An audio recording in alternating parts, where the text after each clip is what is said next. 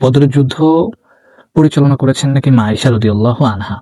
অথচ মা আয়েশা রাদিয়াল্লাহু আনহার বয়স সে সময় 9 বছর ছিল। তিনি অনেক ছোট ছিল। তিনি সে সময় বদরের যুদ্ধ যান নাই। কিন্তু এই যে মন গড়া বক্তৃতা দেওয়া, হ্যাঁ, লন্ডনের মুফতি সাহেব এসে এই যে মন গড়া বাংলাদেশের মানুষকে ফতোয়া বা এই যে মন গড়া বক্তব্য দিচ্ছে, হ্যাঁ, এগুলো কতটুকু অমসৃণ কাজ। মানে যা মন চায় তাই বলে, যেটা মন চাচ্ছে সেটাই বলতেছে, জনগণকে বোকা ভাবতেছে যে আমি যেটা বলবো সেটাই। এটা মাথায় রাখতেছে না যে আমার এই প্রত্যেকটা কথাকে রেকর্ড করা হচ্ছে। এটা ডিজিটাল বাংলাদেশ, সে কি ভুলে গিয়েছে? বাংলাদেশ থেকে যখন গিয়েছিল তখন আসলে বাংলাদেশ ডিজিটাল ছিল না।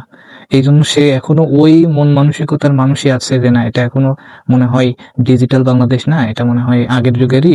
আমার কথাগুলো মনে হয় রেকর্ড হচ্ছে না, এই কথাগুলো মনে হয় নিয়ে বেশি সরাসরি হবে না, এগুলো কেউ ধরবে না, এগুলো কেউ শুনবে না।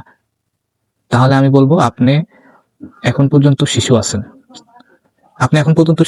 আগে বড় হন, তারপরে আপনি নির্বাচন করেন।